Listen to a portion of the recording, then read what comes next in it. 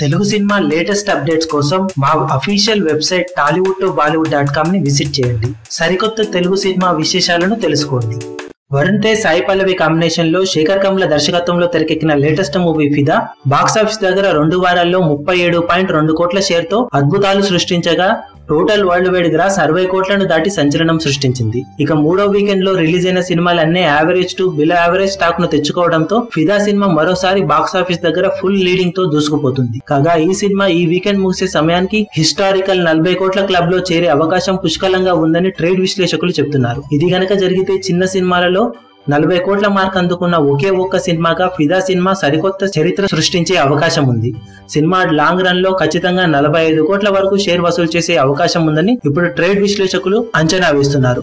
August 11 వరకు సినిమాకు పోటీ లేకపోతుండటంతో ఖచ్చితంగా ఈ మార్కు సాధ్యమయ్యే అవకాశాలు పుష్కలంగా ఉన్నాయని అభిప్రాయపడుతున్నారు. రిలీజ్ కి ముందు ఏమాత్రం అంచనాలు లేని ఈ సినిమా రిలీజ్ తర్వాత ఇలాంటి సంచలనాలు సృష్టించడం చూసి టోటల్ ట్రేడ్ విశ్లేషకులు షాక్ అవుతున్నారు. మరి సినిమా టోటల్ రన్ లో అనుకున్న విధంగా 45 కోట్ల మార్కును అందుకుంటుందో లేదో చూడాలి. మీరేమనుకుంటున్నారో కింద కమెంట్ సెక్షన్ లో చెప్పండి.